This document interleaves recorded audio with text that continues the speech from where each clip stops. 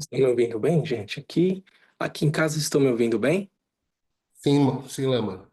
Então tá bom. Deu uma aumentada aqui no volume, Charles, porque se às vezes as pessoas falam aqui, depois você me diz se o som tá chegando bem para vocês ou não, tá bom? Tá ok.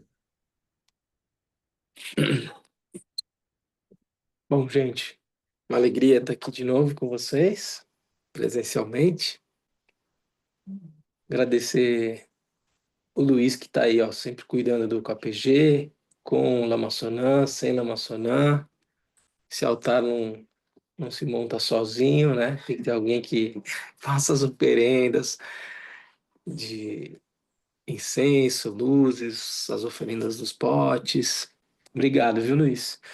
O Lama Sonan deve estar de volta já para o próximo domingo. Falei com ele. É, Ele teve no Kagyu Monlan e ele teve fazendo um retiro de Nyuné. E eu soprei para ele no ouvido. O Lama Sonan, ele tem assim, né? Eu sempre aproveito quando ele não está aqui para poder falar bem dele, porque senão fica meio constrangido e tal, mas ele tem feito várias práticas, várias vezes retiros de Nyuné e tal. Eu, particularmente, a gente não teve Nyuné no retiro de 3 anos, e aí eu soprei no ouvido dele, falei, Lama, vamos ver se a gente faz um retiro de Nyuné esse ano. Eu vou ser o que vou querer fazer, assim. Ele é realmente. Nyuné é um retiro de silêncio e jejum para purificação, com a prática de Tirenzia. Muito especial esse retiro. E ele tem, ele do jeito dele, modesto e tal, assim, mas ele é um excelente praticante. Então, já sopro aqui para vocês, quando ele voltar, a gente já soltei, ele falou, sim, claro, Lama lá, daquele jeitinho dele, mas a gente, vamos ver se a gente monta para o segundo semestre. Nossa, especial. Esse é um retiro que valeria muito a pena. Mas ele está aí de volta já no domingo que vem, mas hoje vai fazer a prática. Falei com ele online, ele vai fazer a prática depois do intervalo online. O Luiz vai estar aqui, o Lamaçona vai conduzir online e tal. Hoje? Hoje, tá? Mas então é isso. Bom estar aqui de novo com vocês. Bom, a gente vai retomar então o estudo do texto O Precioso Ornamento da Liberação, do Gampopa. É,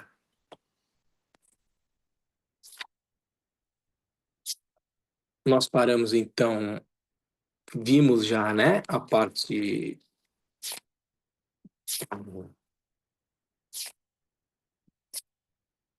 de Gyu, né, a parte um que a gente chamaria capítulo um, a causa do despertar, que é a natureza de Buda, né, de Shirinpo. Gyu, a gente já falou bastante sobre essa causa do despertar, né, o potencial do despertar intrínseco a todos os seres sencientes. A gente falou, trouxe algumas referências do Kalu Rinpoche sobre, quando a gente vai falar então já na parte 2, capítulo 2, sobre a preciosa existência humana, a gente comentou sobre, a partir da cosmologia budista, diferentes formas de existir. Nós estamos acostumados com a existência humana e com a existência animal, mas o budismo traz mais 4 outras formas, categorias, circunstâncias, digamos, de existência.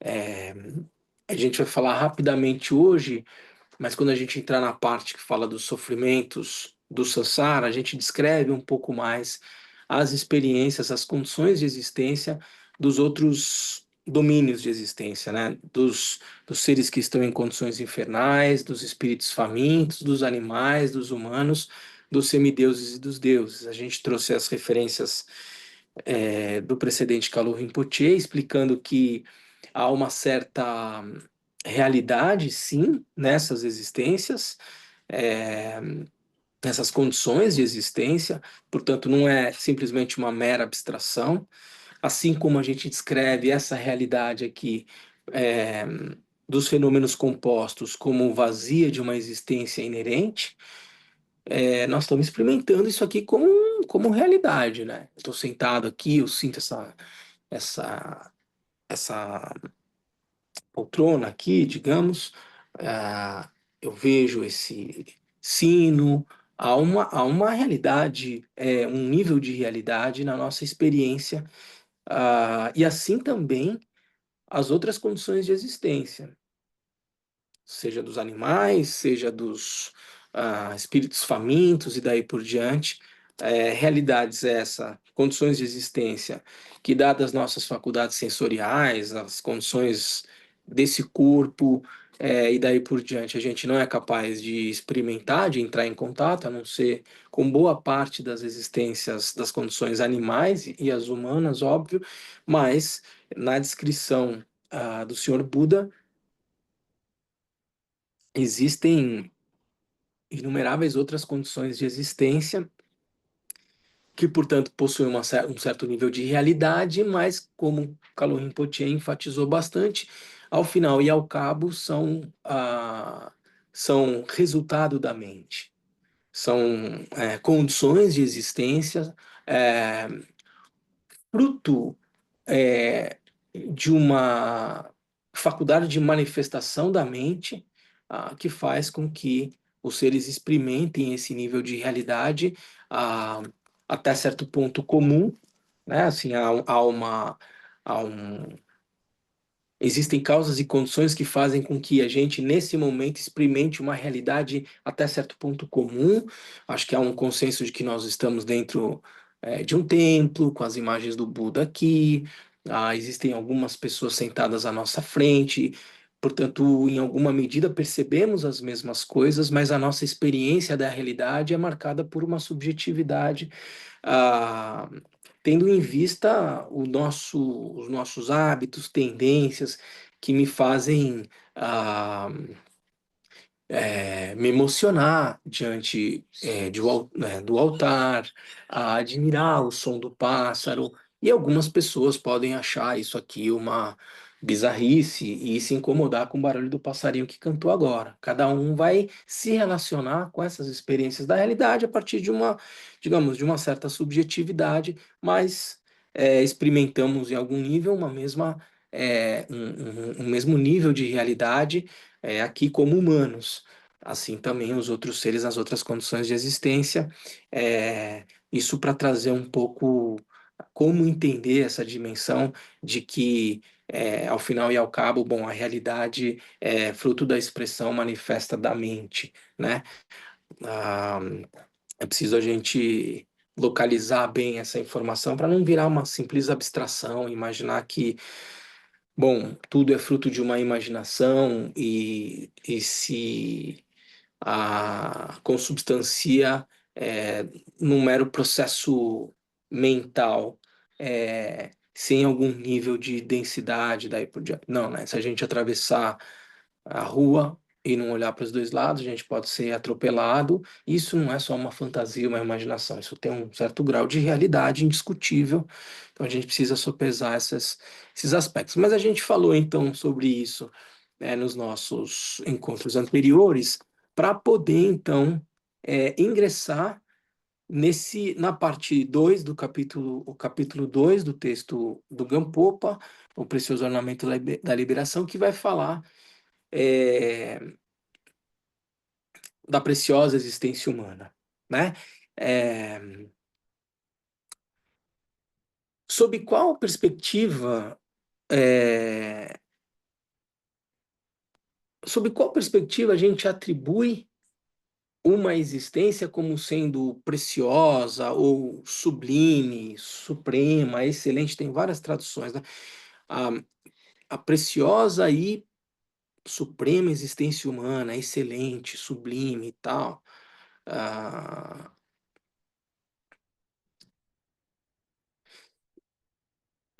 não é um preciosismo meu aqui a adentrar essa perspectiva desse adjetivo, dessa qualidade atribuída à existência humana. A ideia de fazer essa pergunta é atrelar ela a alguma referência que seja pertinente para todos nós para dizer, ó, essa é uma excelente, é uma preciosa condição de existência. Por que a gente se refere à existência humana nessas condições? E, em particular, a uma certa condição da existência humana como sendo preciosa? A partir da perspectiva ensinada pelo Senhor Buda, ah, que ao se deparar com as experiências de sofrimento, buscou ah, percorrer um caminho que pudesse, ao final, trazer uma resposta inequívoca sobre a possibilidade de superação das experiências de sofrimento. E sob essa perspectiva, a condição humana, e essa condição humana sobre a qual a gente vai falar mais, ela se apresenta como sendo a condição talvez mais ideal para esse propósito. Ah, então isso é extremamente importante entender. A preciosa existência humana sob qual perspectiva? Sob a perspectiva de um praticante budista, que busca alcançar um estado de consciência para além do sofrimento. Esse é um primeiro ponto para a gente sempre se remeter, né? É, essa existência humana, ela é uma mera condição de existência se ela não tiver atrelada a esse propósito. Ela não, uma outra coisa que é importante dizer, ela não é, portanto, um título, uma coisa em si, estática e daí por diante. Ela é uma condição dinâmica. O que eu quero dizer? Ah, num certo sentido, você pode continuar tendo essa condição humana do momento que você nasce ao momento que você morre, mas essa condição especial de ser uma preciosa existência humana, ela se ganha e ela se perde ao longo da vida. É, a minha existência humana pode ser agora uma preciosa existência humana, mas vocês vão entender, daqui a um mês, um dia, um ano e daqui por diante, ela pode passar a ser uma mera existência humana. A preciosa existência humana pressupõe um nível de cultivo de uma determinada atividade, postura diante da vida, atitude diante dos ensinamentos, enfim, das três joias, do Buda, do Dharma e da Sangha, porque vocês vão ver que um aspecto fundamental para que uma existência humana se torne preciosa é uma relação de profundo apreço, respeito, devoção, fé em relação às três joias. Se isso se perde ao longo da tua existência, ela passa a ser uma condição convencional, uma circunstância convencional de existência. Ah, portanto, guardem essa perspectiva. A preciosa existência humana ela não é um título, ela não é um presente, ela é fruto de causas e condições que, como tudo na nossa experiência de realidade, são impermanentes e transitórias. E é preciso que eu cultive esse tipo de atitude que a gente vai ver aqui ao longo do estudo, para fazer dessa existência humana uma preciosa existência humana. E preciosa em que perspectiva? Uma condição de existência que traga circunstâncias mais favoráveis para o meu progresso na prática. É disso que se trata aqui. Porque, de certa forma, como há uma relação de interdependência entre todos os fenômenos, essas circunstâncias que a gente tem nesse momento agora para estudar o Dharma, para sentar e meditar e daí por diante, elas não me são indiferentes. essas condições, elas me são favoráveis para eu ir cada vez mais progredindo no caminho da compreensão dos ensinamentos do Buda, da aplicação dos ensinamentos do Buda e daí por diante. Portanto, já comentei isso para vocês assim, fundamentalmente, um praticante budista, ele não vai olhar para as experiências de realidade a partir de uma lógica de dualidade sobre o que é bom e o que é mal, sobre o que é bonito e o que é feio, sobre o que é negativo e positivo. Na essência, para transcender essa postura de dualidade diante da vida, é, o praticante não deve perder de vista que, fundamentalmente, essas experiências, elas são circunstâncias mais ou menos favoráveis para eu progredir no caminho. E às vezes, como a gente vai ver no ensinamento de hoje, aquilo que parece ser algo desfavorável ou negativo pode ser uma excelente oportunidade para a prática. Infortúnios na vida, em alguma medida, é o que é sobre isso que a gente vai falar aqui, as próprias experiências de sofrimento que a gente experimenta como humano podem ser circunstâncias favoráveis para o meu progresso na prática. Portanto, como atribuir uma natureza intrínseca boa ou ruim em relação aos fenômenos? Depende sobre qual perspectiva eu estou olhando para eles. Tudo bem até aqui, gente? Está fazendo sentido? Então, é importante colocar esse preâmbulo, né? É, sobre o tema da preciosa existência humana para a gente localizar é, com precisão sobre o que, que a gente está falando aqui, né? Estamos falando, portanto, como o Gampopa vai dizer, de TEN. TEN, que a tradução é suporte ou base de trabalho. Esse outro livro aqui, que a Lívia me presenteou, que é do pessoal do SEB, né? Eles vão traduzir a TEN, a preciosa existência humana, não como sendo suporte, eles vão traduzir como sendo base de trabalho. As condições, as circunstâncias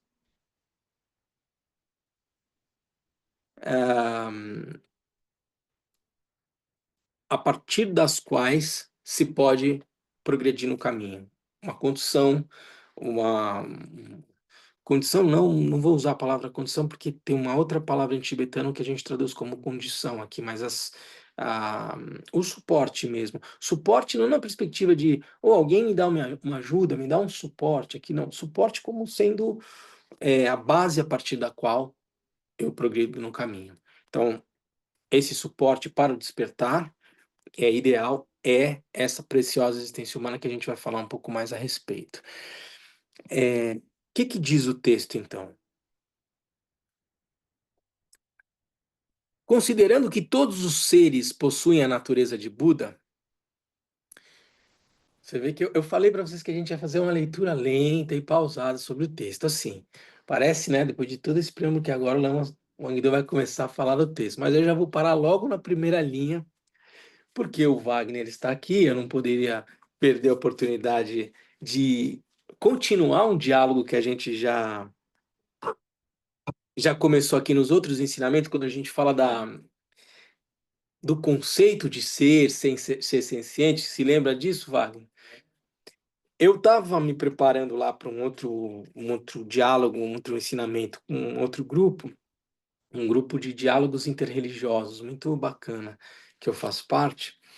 E estava falando lá sobre a perspectiva do budismo. Tem gente, tem muçulmanos, judeus, tradição de matriz africana, espíritas, evangélicos. O católico agora, um cara muito gente boa. O Silvio não está podendo participar, Fé Bahá'í. E aí eu estava lá falando na perspectiva budista, eu peguei. Não tem ninguém melhor, né, para falar sobre diálogos interreligiosos. Eu não gosto de falar do conceito de tolerância, porque a gente não tem que ter uma relação de tolerância com outra religião. A gente tem que ter uma relação de diálogo, respeito e daí por diante. Do que trazer Sua Santidade Dalai Lama como sendo uma figura para vocalizar a perspectiva budista, né? Ele que é uma figura O pessoal da Tibet House uma vez comentou o seguinte: se você quer fazer Sua Santidade Dalai Lama sair hoje para falar no Ocidente, ele sai por duas, agora menos, né? Porque ele já está indo um pouco mais velho. Isso tem uns 5, 8 anos atrás. Ele falou assim: o convite tem que ser baseado em duas coisas: diálogo interreligioso no Ocidente. No contexto dos tibetanos e tal, o Sua Santidade Dalai Lama dá iniciações, ensinamentos, e tal, mas essas viagens dele para o Ocidente, duas coisas fundamentais: diálogos interreligiosos e a tradição e ciência, secularidade, educação e daí por diante. Esses são os temas, né? E ele escreveu esse livro Beyond Religion e desenvolveu todo o trabalho do Mind and Life em cima dessas duas atitudes, né?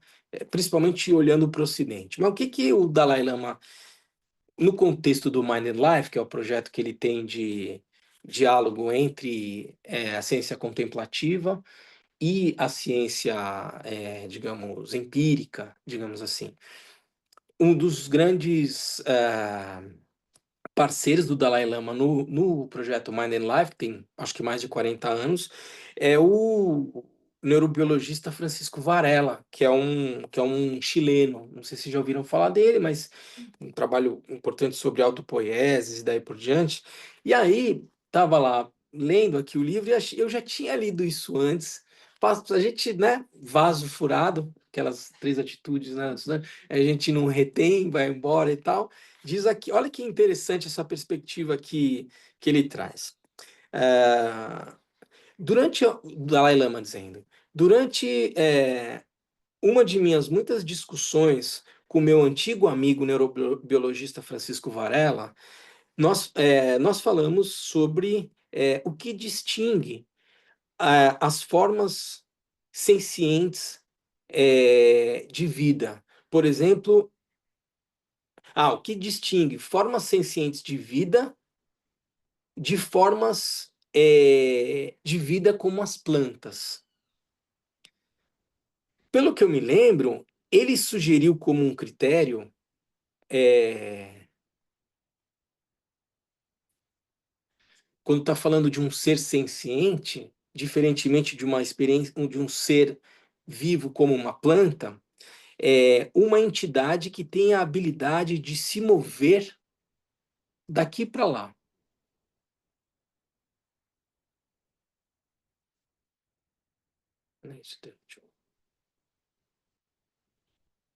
É isso. Se um organismo pode mover, isso o Francisco Varela dizendo, ele discutindo, o que é um ser senciente, qual a diferença de um ser senciente? Uma planta é um ser senciente, tá? Ele está dizendo assim, ó, se um organismo pode se mover, pode mover todo o seu corpo de um lugar para o outro, para escapar do perigo e sobreviver, ou para obter comida, ou para reproduzir, então esse é considerado um ser senciente. Ele coloca esse critério da possibilidade de se mover. Essa não quer dizer que o Dalai Lama concordou ou não concordou, mas ele colocou esse ponto de vista e o Dalai Lama diz: essa definição me interessa, porque ela implica, mesmo sob a perspectiva científica, que o que define um ser vivo, a living being, um ser vivo, tem a ver com a habilidade de sentir prazer ou dor, ou sofrimento, e responder a esses sentimentos, a essas sensações. Mesmo se essas respostas sejam predominantemente instintivas.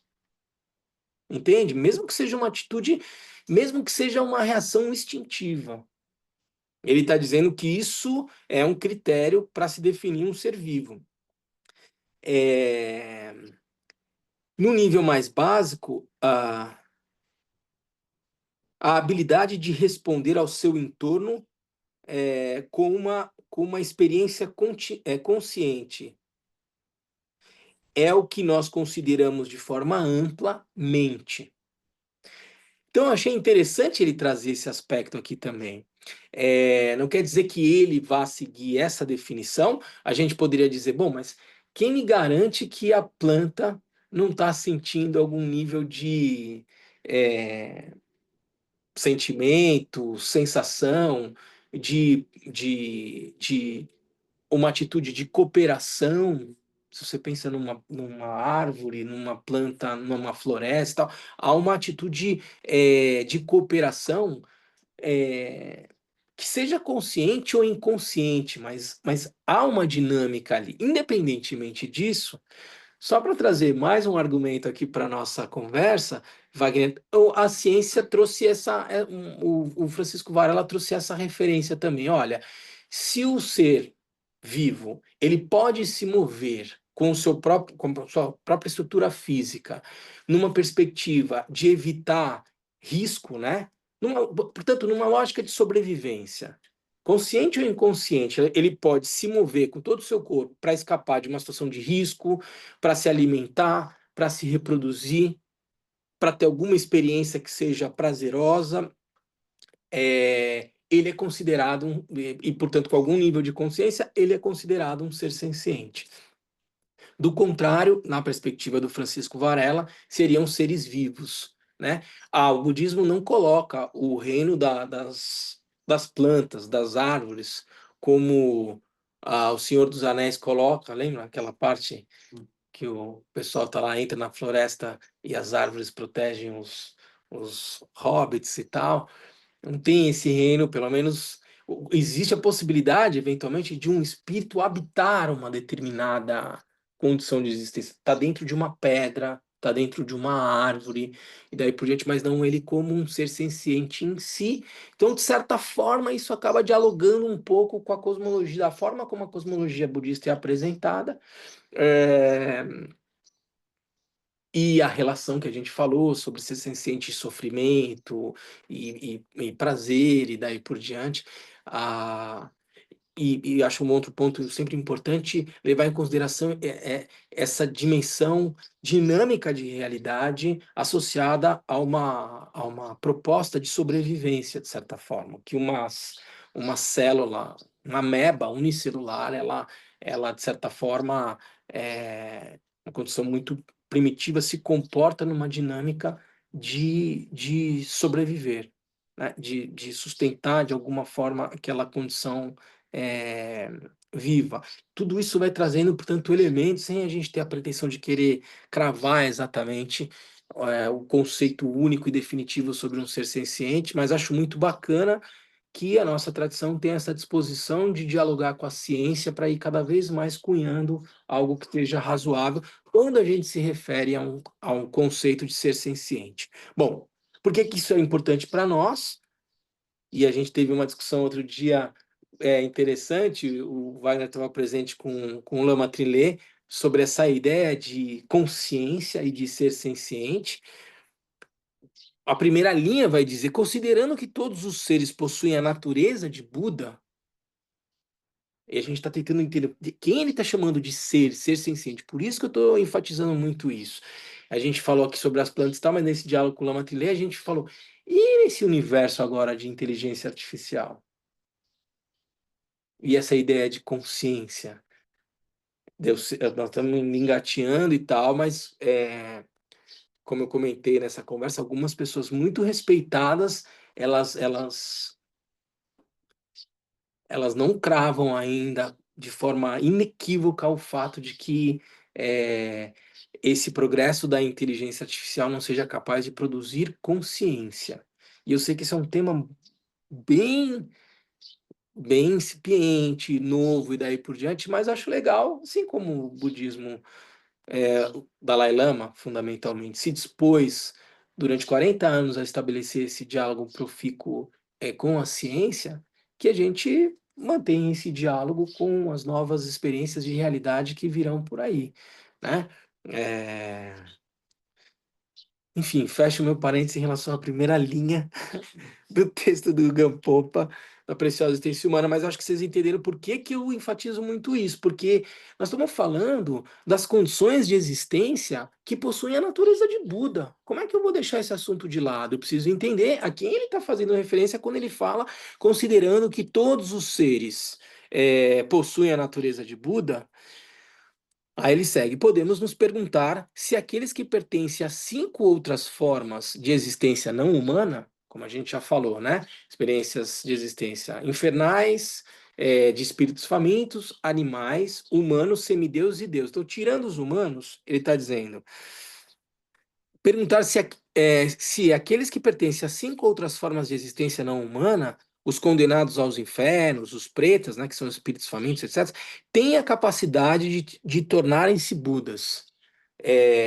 Eu tive o cuidado de olhar aqui a tradução, essa outra tradução fala assim, é, tem a capacidade de trabalhar na busca pela iluminação. Acho que aqui com todo o respeito a esse trabalho maravilhoso, acho que aqui essa não é uma tradução precisa, porque eu fui olhar no tibetano, a palavra que é drup, e drup significa tornar-se Buda, ou seja, não é que as outras condições de existência, em alguma medida, não possam contribuir para uma conduta que seja conducente a um estado de iluminação. Mas a pergunta que ele coloca aqui, e essa tradução está bem feita, a se aqueles que pertencem a 5 outras formas de existência não humana, os condenados aos infernos, os prestados, têm a capacidade de tornar-se Buda. A resposta que o Gampo para trás é: não, eles não têm. Não é que se eles têm a capacidade de trabalhar na busca pela iluminação. Eles têm a capacidade de se tornar Buda? Não. E aqui é uma informação importante. Não é uma contradição. O fato de todos os seres sencientes possuírem a natureza de Buda não significa dizer que todos os seres têm as condições, o suporte ideal para alcançar o estado de Buda. O Gampopa vai dizer que não. O suporte que permite a realização da budeidade é o que chamamos uma preciosa existência humana. Não só a condição humana, mas essa preciosa existência humana. E a gente vai ver o que torna uma existência humana preciosa. Ou seja, uma existência provida das 8 liberdades e das 10 aquisições. A gente vai ver o que são essas 8 liberdades e as 10 aquisições.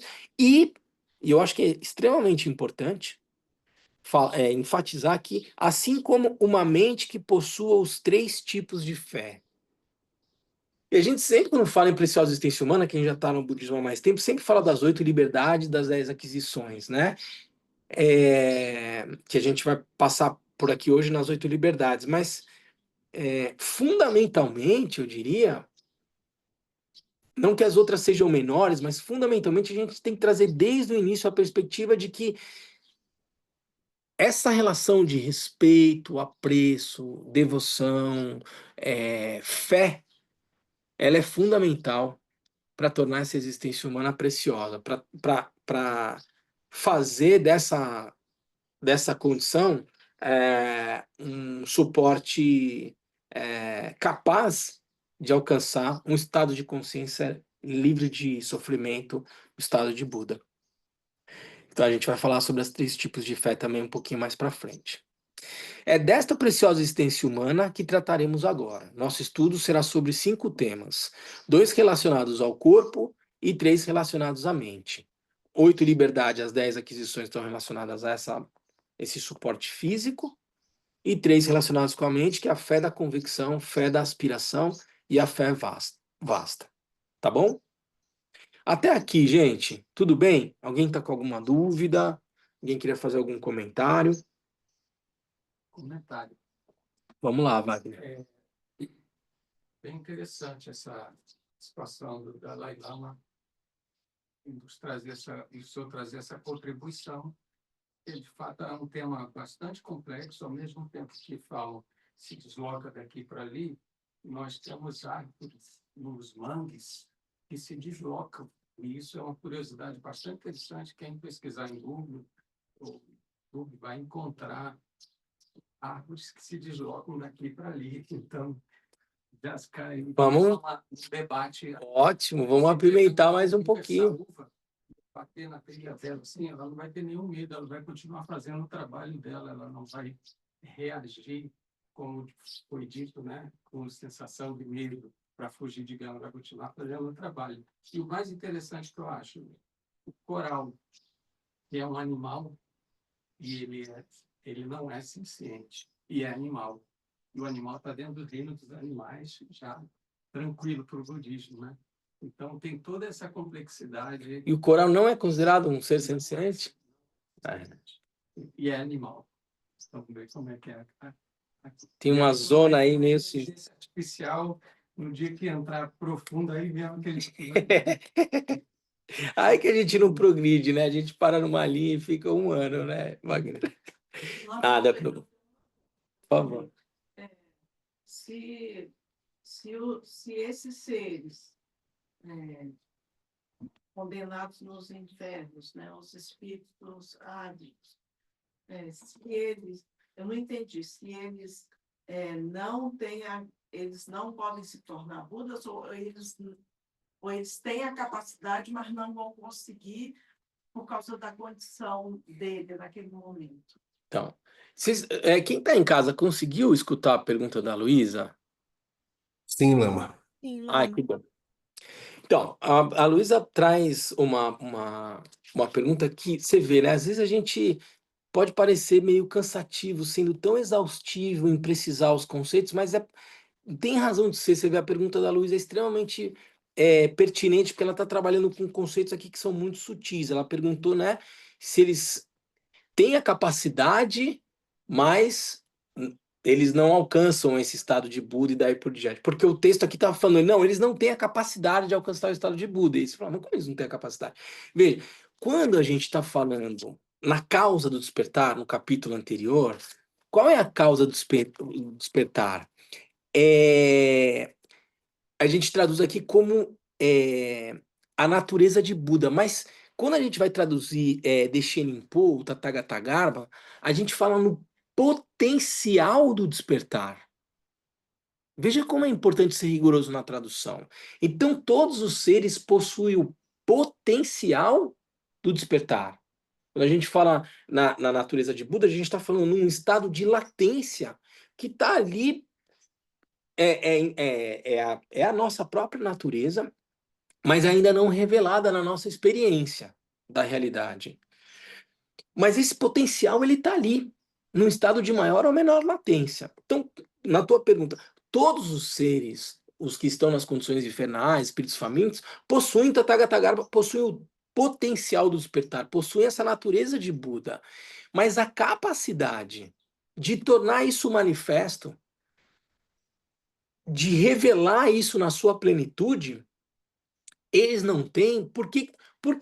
Porque as circunstâncias deles, exatamente, não são as circunstâncias favoráveis. Por isso que a gente está estressando tanto aqui essa ideia de preciosa existência humana, muito menos como sendo um título, uma dádiva que eu recebo e tal, mas muito mais como circunstâncias, condições que são mais favoráveis para alcançar o objetivo e que são dinâmicas as circunstâncias também.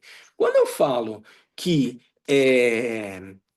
fé da aspiração, fé da convicção, por exemplo, são aspectos fundamentais para enquadrar uma condição de existência humana como sendo preciosa, eu estou revelando o fato que se em algum momento eu perder a minha conexão com o Dharma, não é porque eu vim aqui no centro budista e tomei refúgio e falei, agora eu já tenho uma preciosa existência humana. Se isso não é vivido de maneira autêntica, essa condição de existência humana deixa de ser preciosa. Então, sob essa perspectiva, quando a gente fala em capacidade, é porque essa capacidade está diretamente atrelada às circunstâncias em que esse ser vai experimentar a realidade. E sob essa perspectiva, o Gampopa está dizendo não. Eles não têm essa capacidade. Não quer dizer que eles não têm o potencial do despertar. Porque senão seria uma contradição com o capítulo anterior. Todos os seres sencientes possuem o potencial do despertar, ou a natureza de Buda, o Tathagata, ou o Deshenpo e tal. Mas as circunstâncias para fazer revelar isso, o texto vai trazer que é a preciosa existência humana. Que são essas condições, ou que é esse suporte. Por isso que a gente falou é esse suporte, digamos, há um contínuo mental atrelado a uma estrutura física com determinadas faculdades sensoriais e daí por diante, que a gente está chamando de suporte, de vaso, de container. Exato, essa condição, esse suporte que a gente fala, que a gente define como sendo preciosa existência humana, é que traz essas circunstâncias que tornam possível. Então, é nesse sentido de capacidade, né? É, são capazes, portanto, de revelar essa natureza de Buda que está num estado de latência. Entendeu? Entendi. É. Não, mas a gente já estudou isso, sabe? Já. Tem pessoas. Como é que é essa retomada Do que? que a gente está voltando novamente a estudar? Esse mundo, o ordenamento da liberação, né? Então, por que a escolha de por que a escolha de retomar esse texto, né? Veja assim, tem um risco às vezes quando a gente está no caminho da gente tornar ensinamento muito dry, assim, no sentido de seco, sabe? Se alguém pergunta para mim rapidamente, o que é a preciosa existência humana? Eu vou dizer, aquela dotada de 8 liberdades, 10 aquisições e 3 fés. Mas se a gente não voltar a entrar em contato e olhar direito do que nós estamos falando aqui, vira um decoreba e tal, mas a gente não sente novamente o sabor do que significa esse conceito de preciosa existência humana. Veja, falar sobre a preciosa existência humana é te fazer recuperar, relembrar a joia que você tem na mão nessa vida, entende? Se você é uma pessoa que pratica os ensinamentos, que vem ao templo, como eu sei que você faz, Glenn, né, assim, toda vez de manhã, se lembrar, isso é uma coisa que eu repito todo dia de manhã quando eu começo a minha prática, que eu possa dar o sentido mais profundo e autêntico a essa minha condição de existência humana de hoje. Isso é uma coisa para a gente repetir todo dia, assim, para não esquecer a oportunidade que você tem nessa vida. Porque essa circunstância, como a gente vai ver nesse texto, ela é raríssima de acontecer. Você, reunir as condições de uma preciosa existência humana é raríssimo. A gente sempre traz o exemplo, a gente vai trazer aqui, mas o exemplo que o texto traz é o seguinte: é mais fácil uma tartaruga cega submergida num oceano do tamanho do planeta Terra e que sobe uma vez a cada 100 anos à superfície, uma tartaruga cega num oceano do tamanho do planeta Terra e que sobe uma vez a cada 100 anos na superfície, é mais fácil ela passar a cabeça dela por uma argola do tamanho da cabeça dela do que conseguir uma preciosa existência humana. De tão rara que ela. Por quê? Por que que eu estou trazendo essa alegoria? Porque, veja, quantas formigas existem nesse terreno aqui do KPG? Quantos insetos estão dentro desse templo, nessa rua? Quantos seres sencientes existem só no reino animal aqui que a gente não consegue ver? Quantos seres humanos existem? 8 bilhões? Soma todos os insetos daí por diante.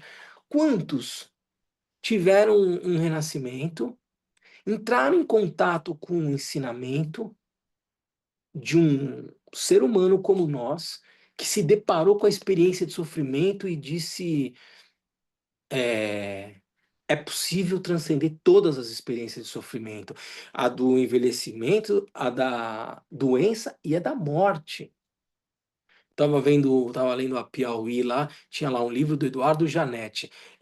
Como superar, é possível superar a mortalidade, é possível alcançar a imortalidade, daí por diante. Eu não li o livro do Eduardo Janetti sobre isso, mas eu sei que o príncipe Siddhartha, 2.500 anos atrás, ele alcançou um estado de consciência para além do sofrimento, do nascimento, da velhice e da morte. Vai ter um monte de gente que nunca ouviu falar disso que a gente está falando aqui, que é humano. Mas você entrou em contato com esse ensinamento, percebeu que tinha alguma pertinência e decidiu: eu vou seguir esse caminho espiritual. E você aplica a tua vida inteira com uma atitude voltada aí, assimilando, compreendendo na sua própria experiência qual foi esse caminho ensinado pelo príncipe Siddhartha. Numa possibilidade de transcender todo o ciclo de renascimentos, de bilhões e bilhões e bilhões e bilhões de vidas. Você está vivendo isso nessa vida. Olha que joia que você tem na mão. Isso é uma coisa que tem que estar na tua mente quando você acorda, quando você vai dormir, não de uma maneira neurótica para te trazer ansiedade, para te oprimir daí por diante. Não, simplesmente para você desfrutar. Então, por que que a gente retoma esses ensinamentos? Porque aí a gente começa a falar, por exemplo, a gente deu os ensinamentos de criação e completude. A gente foi lá na fase de criação, falando sobre natureza da mente e tal, não sei o quê, mas aí eu esqueço dos conceitos básicos da preciosa existência humana, da impermanência e tal. O Lama Trilé falava assim, o presidente Kalo Rinpoche, quando ele ensinava, ele sempre fazia esse percurso meio elíptico, assim, ia até um ensinamento, depois voltava no básico, e daí, porque a gente esquece, a gente acaba se desconectando com as coisas mais básicas, como esse ensinamento, que uma vez claro e bem assentado no seu coração, ele te dá, ele é um motor para você continuar seguindo, assim, não dá para... O praticante, ele não tira férias, ele não diz, eu vou praticar na hora que eu for no tempo, depois eu volto para casa, e aí eu tem outras funções e daí por diante. A ideia é você estar sempre vigilante em relação à sua prática. Por quê? Porque essa condição de existência ela é rara, ela é preciosa e ela é transitória. A preciosa existência humana ela é impermanente, como eu falei. Não é só pelo fato de que eu vou morrer em algum momento, mas é que se eu me desconectar... Quantas pessoas já passaram aqui pelo KPG e nunca mais voltaram? E tinha uma curiosidade pelo budismo, eu ouvi dizer, putz, faz muito sentido e tal, mas isso é suficiente? Não, assim, como toda tradição religiosa, se você for olhar para as outras tradições, às vezes fica parecendo, o budismo é uma tradição bem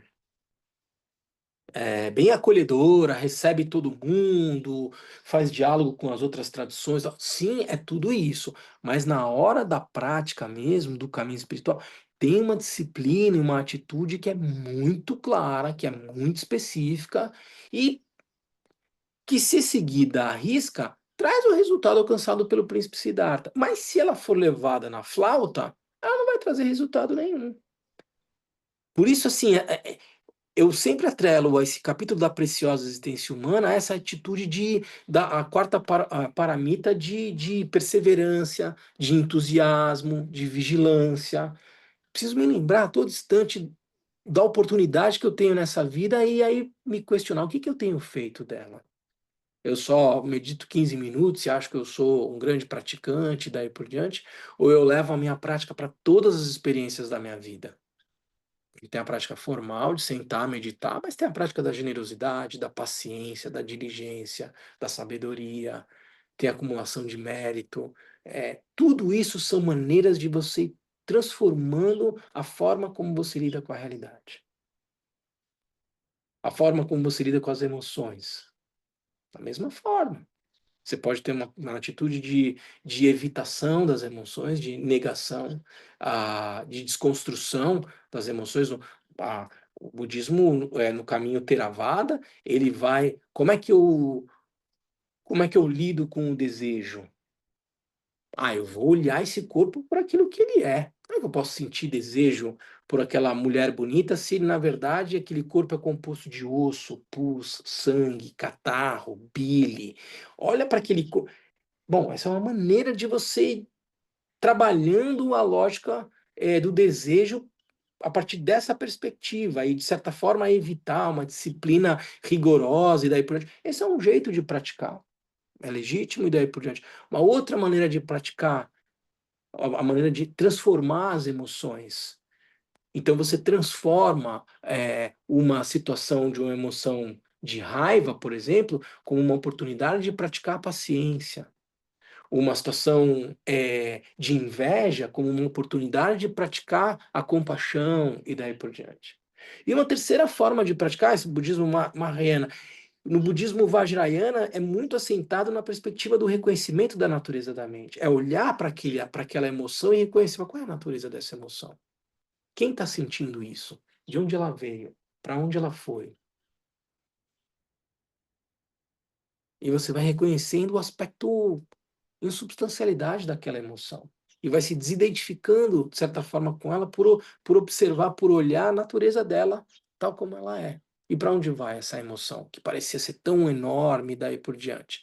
Ela se dissolve naturalmente, porque você reconhece a natureza dela. Veja, na vida você tem várias oportunidades de praticar o Dharma, mas se você não tiver clareza que essa experiência é transitória e finita e não trouxer ao teu coração essa noção de preciosa existência humana ao longo do teu dia, passa batido. Então, por isso, Glenira, que a gente retoma esses ensinamentos que são mais básicos, entendeu?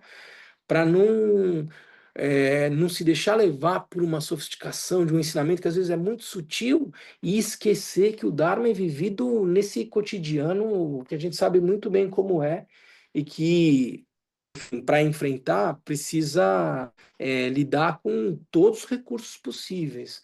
Um deles, por exemplo, é retomar essa ideia de preciosa existência humana. Não, não vamos perder tempo, gente. Não dá para perder tempo. Faça o teu melhor enquanto você puder. Por isso que a gente fala da preciosa existência humana. Tá bom? Quais são essas 8 liberdades? Né? Então a gente fala assim, ó, o que torna uma existência humana preciosa? 8 liberdades, 10 aquisições, ah, e os 3 tipos de fé. Quais são essas 8 liberdades? Ser livre é estar livre, das 8 servidões que o Sutra da Fixação da Atenção descreve da seguinte maneira. Ah, quais são essas 8 servidões? Ter nascido nos infernos, como espírito faminto ou preta, animal, bárbaro, Deus de longa vida, em uma época que não, sem Buda, ser tomado por falsas ideias. A gente vai ver o que são falsas ideias. É uma noção de visões errôneas, né? É não reconhecer uma lógica de causalidade na dinâmica da realidade, na sua atitude no mundo, né? Imaginar que as coisas são simplesmente aleatórias e não trazem repercussões e daí por diante. Ter esse tipo de atitude diante da vida ou idiota. Essa tradução aqui eu acho um pouquinho forte. Mas na verdade alguém que tem algum tipo de limitação nas suas faculdades sensoriais, e que comprometa a sua capacidade cognitiva, tá? Essas são 8 condições que são chamadas de servidões. Quando você está livre delas, você possui as 8 liberdades. Entendeu? De que modo estes 8 estados são servidões? Por que que são servidões, né? Aí ele vai dizer, os seres dos infernos sofrem sem interrupção. A gente vai ver, quando a gente falar do sofrimento do samsara, os tipos de sofrimento que os seres que nascem nos infernos experimentam. Nos infernos quentes, frios, efêmeros, vizinhos, tem 18 tipos de infernos, e o texto vai trazer um detalhamento profundo para descrever as experiências de sofrimento que os seres que nascem nos infernos conhecem. Portanto, é tanto sofrimento que eu não consigo praticar o Dharma. Não consigo.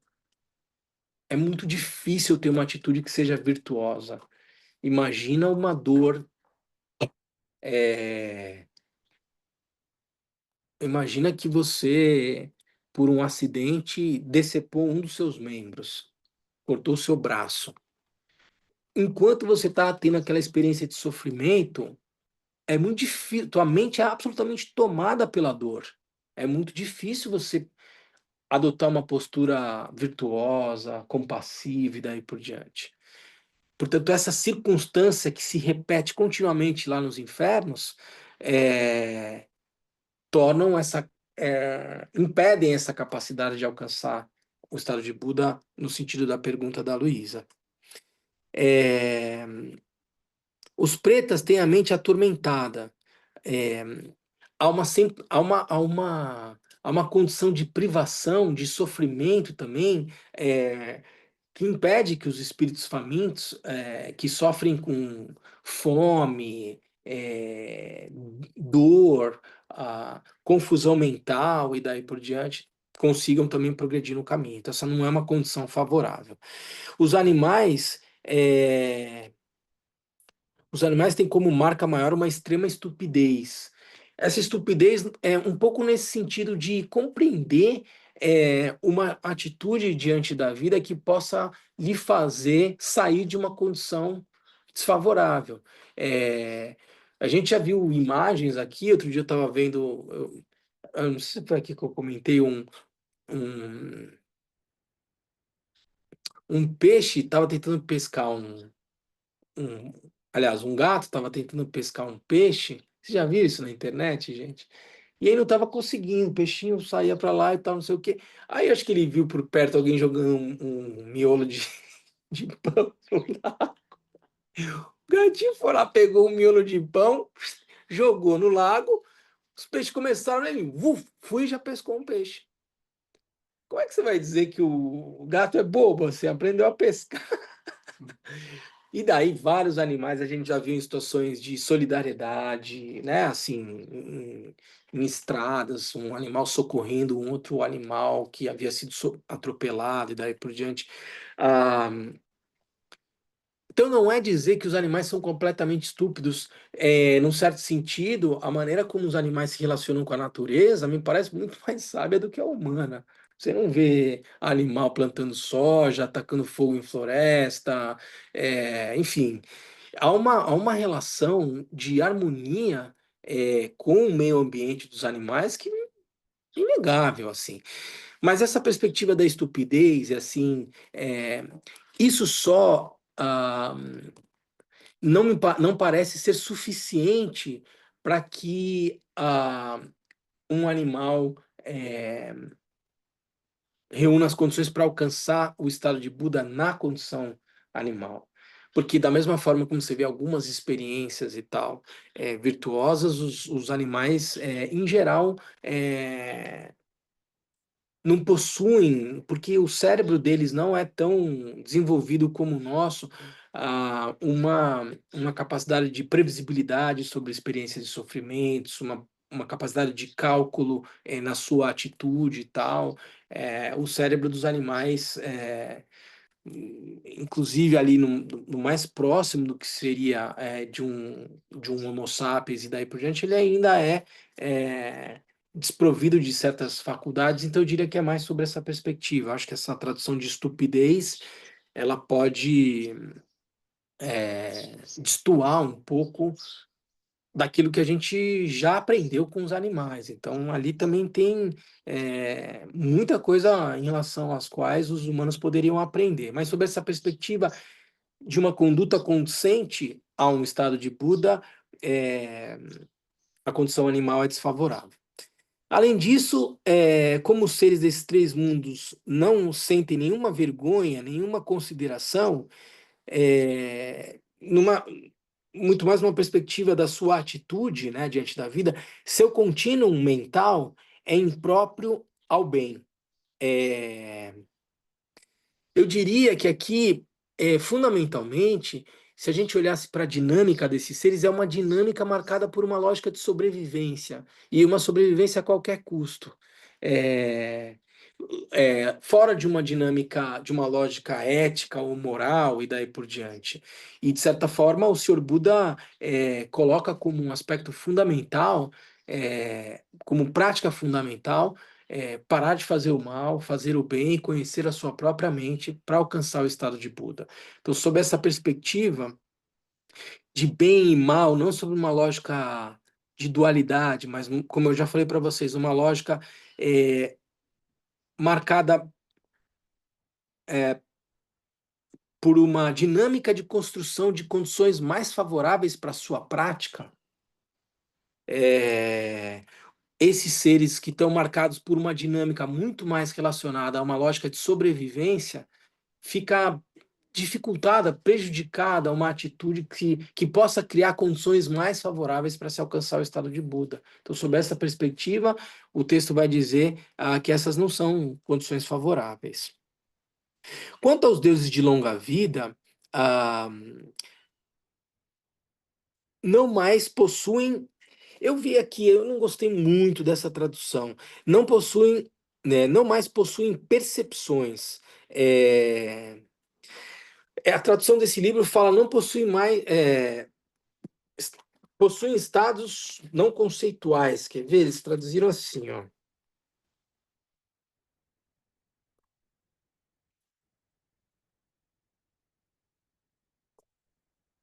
Os anos de longa vida se encontram em estados não conceituais, nos quais todas as atividades mentais cessaram. Aqui está dizendo, quanto aos deuses de longa vida, não mais possuem percepções. O contínuo de sua consciência e todas as suas produções mentais estão interrompidas. Eu diria cessaram. Não tem nenhuma oportunidade de praticar o Dharma. Vamos esclarecer um pouquinho aqui. Quando a gente for ver aqui o texto mais adiante, e a gente vai falar dos 4 antídotos contra as 4 formas de apego, por ser um texto de matriz Mahayana, mas também, né, de um mestre Vajrayana, o Dalai Lama até fala no prefácio aqui, ah, que esse é um texto.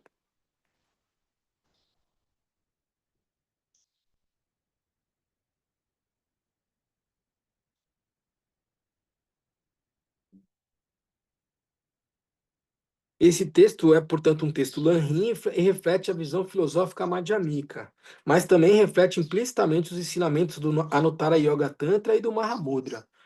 Entretanto, o Mahamudra não é explicado explicitamente, uma vez que é um texto dos Sutras, e o Mahamudra trata dos ensinamentos secretos do Tantra. Isso é o Dalai Lama, quando fez o prefácio desse livro, mas só para trazer aqui a referência Mahayana e Vajrayana desse texto. E sobre essa perspectiva Mahayana, a ideia de amor, bondade, compaixão, ela é fundamental. Isso não aparece de maneira tão explícita nos ensinamentos Theravada. Por que eu estou falando tudo isso? Porque você pode alcançar estados de consciência onde o seu contínuo mental ele praticamente cessa as suas atividades e você desfrutar de uma experiência de profunda tranquilidade, de aparente plenitude e daí por diante, de uma satisfação, de um êxtase muito prazeroso e daí por diante, mas ficar preso nessa experiência e sem uma atividade, um contínuo mental ativo, não desenvolver a atitude em direção da experiência do sofrimento dos outros com o propósito de aplacar esse sofrimento. Porque, na perspectiva do budismo Mahayana, é fundamental a prática, e do budismo Vajrayana, é fundamental a prática da bodhicitta. A bodhicitta é o quê? Buscar alcançar. Porque eu percebo o sofrimento dos outros seres, eu busco alcançar o estado de Buda para poder conduzir todos os seres ao estado de Buda. Estou falando tudo isso porque o Gampopa, quando for falar dos quatro antídotos contra as 4 formas de apego, ele vai falar o apego à paz do nirvana. Alcançar, que toca, aqui ele está falando de deuses de longa vida, mas eu estou pegando aqui 2 condições especiais. Seja uma condição, porque todas elas ainda estão no samsara. Ainda que eu me refira a nirvana, eu estou numa lógica de dualidade aqui ainda. E o estado de Buda, na perspectiva do Mahayana e do Vajrayana, é um estado para além da dualidade. Não há dualidade entre Sansara e Nirvana. Por que eu estou falando tudo isso? Porque se eu estou num estado de consciência apegado à experiência prazerosa do Nirvana, de uma paz e daí por diante absoluta, eu posso permanecer nesse estado e não alcançar o estado de Buda final, porque eu não cultivo uma atitude voltada aos outros seres a partir da perspectiva de que os outros seres sofrem. Eu posso estar tendo uma experiência extremamente nirvânica, vamos dizer, mas os seres continuam sofrendo no samsara. E a atitude de um bodhisattva e a atividade de um Buda, ela está diretamente atrelada a uma dinâmica voltada à cessação do sofrimento dos seres sencientes. Isso é fundamental no budismo Mahayana. Eu não busco alcançar o estado de Buda para mim. Aquilo que move a atitude, aquilo que torna um Buda, um ser dinâmico, na realidade, é o fato de notar o sofrimento dos seres e ativamente. Quando a gente for chegar lá no final do livro, a gente vai falar da atividade de um Buda, é ter uma atitude diante da realidade voltada à cessação do sofrimento de todos os seres. Portanto, se eu alcanço simplesmente um samadhi de plena tranquilidade, de bem-aventurança, de êxtase, de prazer e daí por diante, e permaneço nessa condição, eu perco a oportunidade de progredir no caminho por meio de práticas virtuosas, porque eu estou muito apegado à minha própria experiência divina, nirvânica e daí por diante. Portanto, essa é uma condição, a condição dos deuses, ela é uma condição desfavorável porque ela é tão prazerosa, ela é tão maravilhosa, ela é tão estável, que eu me prendo a ela e deixo de continuar no meu caminho de praticante do ponto de vista Mahayana de Bodhisattva e seguir adiante no meu caminho até alcançar um estado de Buda final.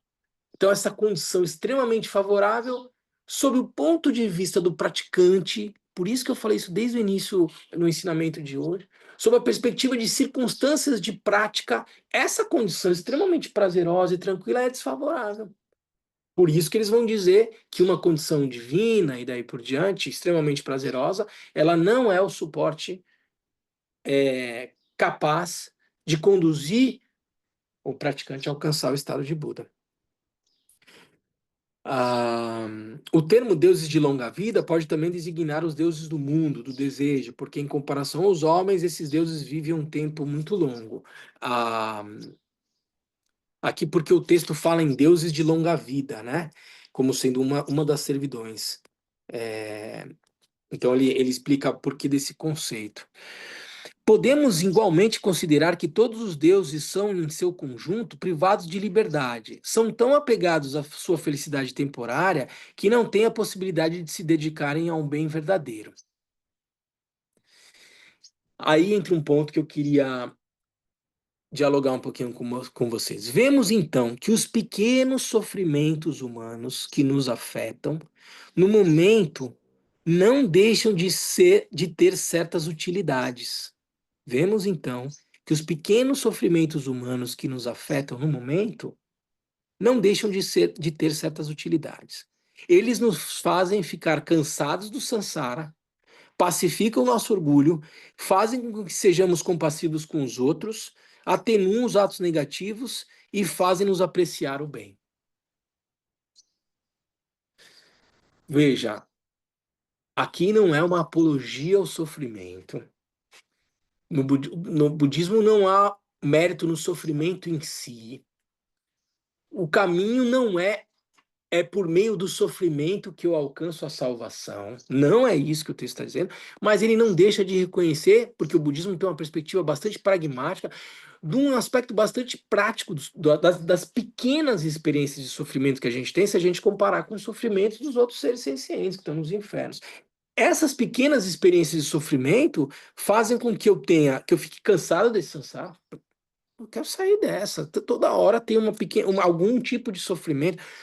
Essa não é, na primeira nobre verdade, o Buda não vai dizer o ciclo de renascimentos é insatisfatório, ou o samsara é sofrimento. É a natureza do samsara. Então, a gente fica cansado do samsara, pacifica o nosso orgulho, quando a gente está muito se achando, aí vem logo a vida e já dá um cutuco, aí eu baixo a minha bola. Faz com que sejamos compassivos com os outros, porque eu tenho uma relação empática e compassiva quando eu vejo o outro sofrendo, e eu já sofri aquilo.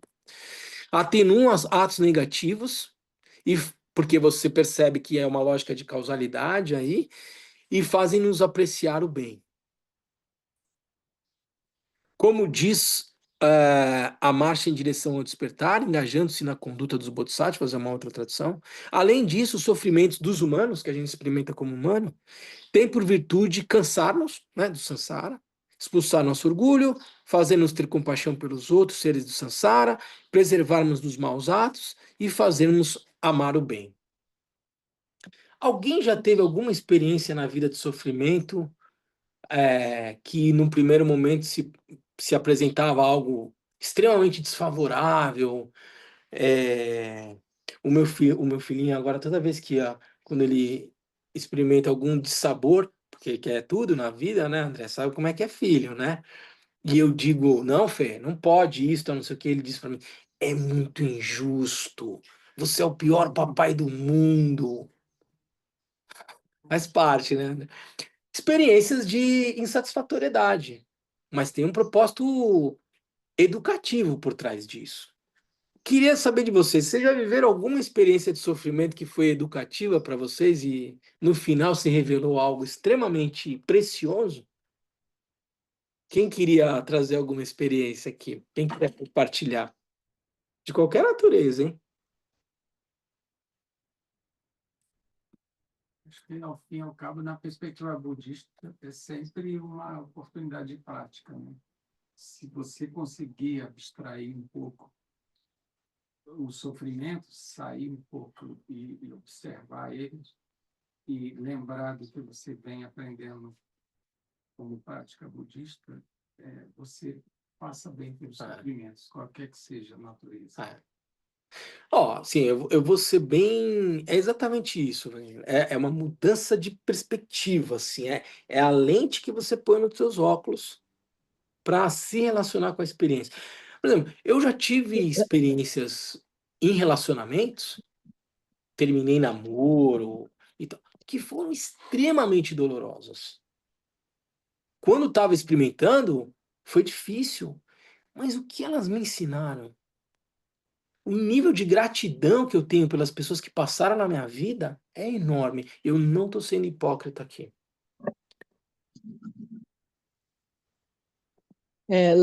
Wangdu? Por favor, Nadima. Oi, querido. É, eu vou falar minha primeira grande, muito grande. Eu perdi minha mãe muito cedo e a minha madrasta, naturalmente, não podia brigar com meu pai. Então, minha madrasta foi um problema, um osso no sapato por muito tempo. E chegou uma hora, inclusive, que era tudo ou nada. Assim, quando eu falei para ela, acabou, ela morreu uma semana depois. Mas foi essa pessoa que me fez voltar a vidas passadas, que me educou da forma que eu sou, que eu pude andar mundo de uma forma educada, que me fez comer de tudo, que me fez ter responsabilidade, que me fez estudar. Não porque ela era a favor do estudo, que ela era contra o estudo, por isso eu estudei. Então, eu considero uma pessoa maravilhosa na minha vida. Entende? E quando eu entendi isso, que todas as vezes que a gente está numa situação desagradável, a gente realmente teve, entre aspas, a palavra não é culpa, mas alguma coisa na história, isso me libertou de muita coisa mesmo. Então, dona Lúcia, muito obrigada. Não, Nath, mas é tão bom você trazer essa experiência real, porque assim, às vezes a gente, de novo, o ensinamento ele fica muito teórico, muito seco e tal, e a gente precisa olhar para essas experiências reais da vida e ver onde é que o Dharma tá nelas, entendeu? E é exatamente isso que você falou, Nadima, sabe assim, é na experiência cotidiana, entendeu? Não é no livro do Gampopa dizendo das 10 aquisições, da condição humana, então assim, como é que isso se traduz na minha experiência de realidade? E eu sei que no teu relato tem muito conteúdo de emoções, de sensações, de experiências e daí por diante. Não é um exemplo desses de sala de aula que a gente lê num livro, é a vida como ela é, entendeu?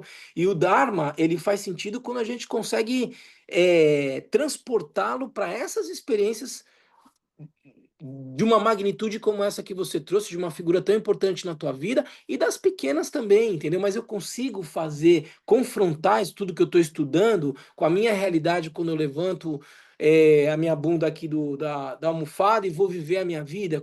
Cadê o Dharma? E é muito legal você trazer essa experiência real, Nadima, para trazer frescor para isso que a gente está estudando aqui, que às vezes parece muito bonito, teórico, mas a gente não vê isso na prática. E é assim que a gente começa a se transformar, quando a gente faz essa transposição e leva para o mundo real, entendeu? Do contrário, é só estudo, é teoria, mas isso não transforma ninguém, ou muito pouco. Obrigada, Léo. Mais alguém, gente?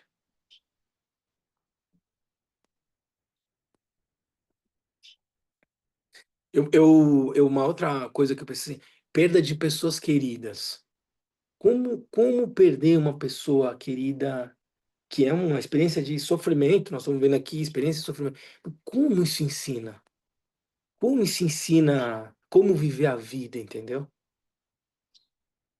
Quantas experiências nas relações. Eu estava vendo. Vou abrir um enorme parênteses aqui, mas vocês vão entender. Eu acho que posso falar sobre isso aqui, porque no budismo, na tradição budista, a, ou na tradição tibetana, vamos dizer, medicina e astrologia são estudadas juntas. No Mente Secan, lá em Dharamsala, não sei se a Glenira foi lá visitar, você estuda 5, 6 anos medicina e astrologia. Se você vai na Índia, você vai ver que a astrologia é um saber extremamente respeitado e daí por diante. Então, vê se- protegido desses bons argumentos de que a cultura tibetana, chinesa, indiana, é, tem um profundo apreço pela astrologia, eu posso dizer para vocês que eu tenho Plutão na casa 7 em Libra. Então, a interpretação disso é que assim, eu aprendo muito por meio dos relacionamentos, porque tem uma atitude de Plutão, que é extremamente intensa, quem entende de astrologia sabe. E isso se apresenta para mim na casa dos relacionamentos, em Libra e daí por diante. Para mim, eu posso enxergar isso como sendo uma pessoa explosiva nos relacionamentos, intensa demais e daí por diante. Quem me conhece de perto sabe que eu sou, mas como eu faço disso uma oportunidade de aprendizagem e crescimento na minha vida? Então, para mim, os relacionamentos são um ponto fundamental. Relacionamentos amorosos, afetivos, parcerias, relacionamentos de aprendizagem, mestre-discípulo, conjugal, pai, filho e daí por diante. Eu posso me vestir dessa atitude intensa demais e não tirar proveito nenhum dessas condições. Como eu faço dessas condições que tem um nível, uma magnitude, quem entende sabe a magnitude que isso tem. Como eu torno essa magnitude um meio para progredir na prática. Não é fácil ter Plutão na casa 7 nos relacionamentos e não é fácil viver com quem tem Plutão na casa 7 nos relacionamentos. Então eu agradeço muito todas as pessoas com as quais eu me relaciono na minha vida, porque é um relacionamento intenso. Eu espero que as pessoas possam tirar algum aprendizado disso, mas eu tiro muito nos relacionamentos, porque eles me trazem um nível de intensidade. E a questão fundamental é o que eu faço com isso. Não é querer virar uma pessoa. Eu não vou sair levitando num relacionamento. Eu sou uma pessoa intensa. O que eu faço dessa intensidade? Porque essa intensidade, às vezes gera experiências de sofrimento. Mas eu vou fazer uma apologia ao sofrimento, que maravilha e tal, eu vou pegar esse sofrimento e aplicar na minha vida na perspectiva de um praticante. Entende, gente? Isso é que vai tornando essa existência humana uma existência preciosa. Porque eu, como humano, experimento pitadas de sofrimento que nem se comparam com o sofrimento de outros seres sencientes, mas é numa medida tal que pode me dar oportunidade de fazer o quê? Me cansar do Sansara, diminuir o meu orgulho, baixar minha bola, fazer ter compaixão pelos outros seres, preservar, né, me abster de ações negativas, porque eu sei as consequências que isso tem, e fazer o bem. Então, assim, falamos de 4 mundos de existência privados de liberdade, né? Aí, continuando o texto. Ademais, entre os seres humanos, ele não tinha feito menção aos bárbaros, né? São privados de liberdade aqueles chamados de bárbaros, porque têm poucas chances de encontrar seres sublimes. É, ele fecha aqui essas 5 condições, as outras 5 condições de existência e traz a experiência humana como sendo dotada de algum nível de sofrimento, e isso ser visto como uma oportunidade, falando das 8 liberdades aqui. Aí, além dela, né, das 5 condições de existências, ele fala é, aqueles que têm crenças errôneas, né, visões errôneas. Você lembra quando a gente leu aqui, falava em ah,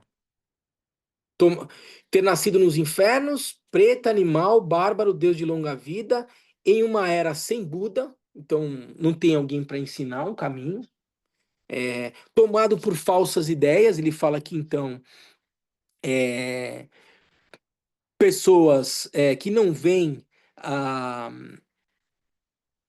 que não tem ninguém para ensinar, aliás, pessoas que não veem no bem a causa dos mundos superiores, ou seja, essa condição de tomado por falsas ideias é alguém que tem uma visão errônea e que não estabelece uma relação com a realidade a partir de uma perspectiva de causalidade. Como eu tinha comentado com vocês no início do ensinamento de hoje, alguém que tem uma postura tomando as situações da realidade como sendo fruto de um acaso, de um casuísmo, de uma condição aleatória e daí por diante. Quem tem esse tipo de atitude não possui as condições favoráveis para alcançar o despertar. Então, não ter nascido nas 5 condições de existência que a gente descreveu fora da humana, não ter nascido numa época que não tivesse um Buda para ensinar, né? Isso seria uma condição favorável. Então, se você nasce numa era sem um Buda, digamos que a gente tivesse nascido e não tivesse os ensinamentos do Buda para estudar agora. Essa seria uma condição de servidão, né? Ah, porque não tem ninguém para ensinar-lhes o que convém praticar e o que não deve fazer. Essa é a 7ª servidão. E a 8ª essa condição que ele chama de idiota. Essa tradução eu achei um pouco pesada, mas eu diria que alguém que nasce desprovido de algumas de suas faculdades sensoriais, que traga algum prejuízo nas suas faculdades cognitivas, né? Isso ser uma condição desfavorável, né? Porque aí as pessoas são incapazes essas pessoas nessas condições são incapazes de compreender por si mesmos os ensinamentos que mostram onde está o bem e onde está o mal, ou, na perspectiva que a gente está colocando, uma atitude que gera circunstâncias mais ou menos favoráveis para progredir no caminho. Não estar sujeito a nenhuma dessas 8 servidões constitui o que chamamos das liberdades perfeitas ou das 8 liberdades, né? Então, não nascer numa condição infernal, como preta, animal, bárbaro, Deus de longa vida, não nascer numa época sem Buda, aliás, nascer numa época sem um Buda, ser tomado por visões errôneas, sem uma lógica de causalidade, né, na maneira de me relacionar com a realidade, e nascer com algum tipo de limitação física ou cognitiva que te impeça de compreender e adotar uma postura que seja mais conducente, mais favorável a alcançar um estado de consciência livre de sofrimento, que é o estado de Buda. Livre dessas 8 condições de servidão seriam, portanto, as liberdades que a gente considera aqui quando a gente traz o conceito de preciosa existência humana. As 8 liberdades. Não ter nascido como espírito como seres infernais, não ter nascido como preta, não ter nascido como animal, não ter nascido como semideus, não ter nascido como Deus, não ter nascido numa época sem Buda, não ter visões errôneas e não ter faculdades cognitivas ou sensoriais prejudicadas que te impeçam a percorrer o caminho. Essas são as 8 liberdades. Tudo bem, gente? Ficou claro? Reflitam sobre o que a gente falou essa semana na perspectiva de apreciar a oportunidade que vocês têm nessa vida, porque na maioria de vocês, eu tenho certeza, vocês gozam de uma preciosa existência humana. Como fazer essa preciosa existência humana, como fazer essas pequenas experiências de sofrimento humano, oportunidades de prática, tá? E aí na semana que vem a gente vai ver o que são as 10 aquisições. Tudo bem, gente? Não, só queria lembrar rapidamente uma limitação de faculdade cognitiva importante, muito presente, que é a dependência hoje digital da internet, e como isso é determinante para o desenvolvimento de crianças e adolescentes, mas prejudicial também para adultos. Então, é algo que prejudica bastante, que tem trazido muitos prejuízos no funcionamento cotidiano, que dirá para a prática do Dharma.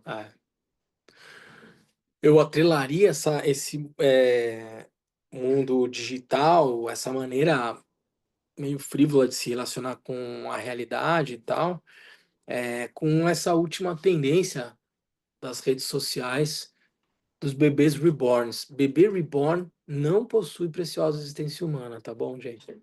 Só para vocês entenderem, na loucura que a gente, na sociedade recente, entrou muito em função de uma esquizofrenia digital mesmo, né?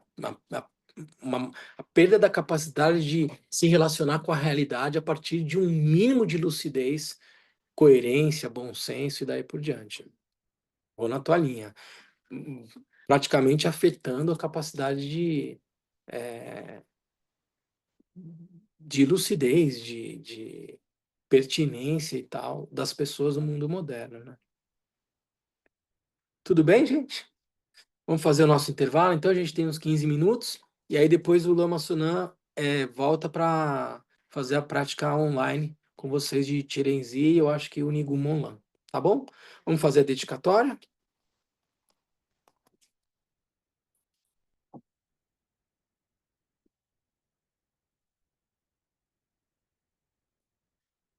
Graças a essa virtude, tendo realizado rapidamente o Mahamudra, possa eu conduzir a esse estado todos os seres sem exceção.